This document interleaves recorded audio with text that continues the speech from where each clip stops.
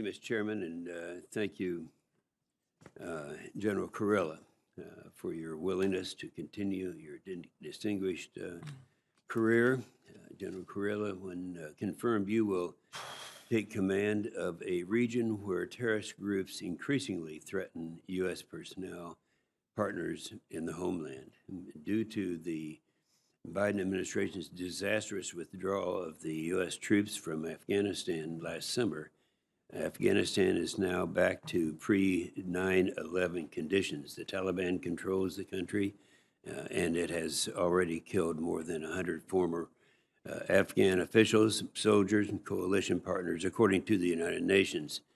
The Haqqanis, which are affiliated with al-Qaeda, have government positions, and ISIS-K, which killed 13 U.S. service members on August 26th, is exploiting the vacuum that the Biden administration left behind. Elsewhere, the Iran-backed Houthis have launched deadly missile and drone attacks on Saudi Arabia, and the United Arab Emirates threaten U.S. forces and our partners. Last month, ISIS launched a series of new attacks in Syria and in Iraq. Last week's successful operation against ISIS leader shows that the counter-ISIS mission isn't over. I'm concerned that the things will get even worse if President Biden re-enters the failed 2015 Iran nuclear deal, which many of us here have urged him not to do.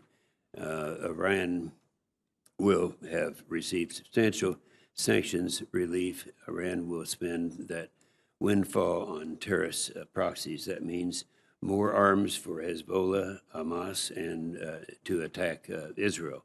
More training for the Houthis to threaten our Arab friends, and more support for the Iraqi militias that target our personnel.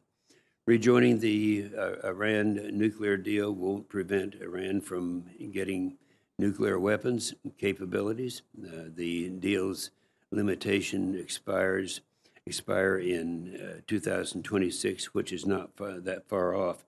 So all of these threats in the Middle East are getting worse, but we also have to prioritize threats from the Chinese Communist Party and Russia right now, and both of those adversaries are heavily invested in competition in the CENTCOM. So here's what I hope you address today. What resources do you think we'll need to counter these regional threats? What role should our partners play, and how can we improve their capabilities?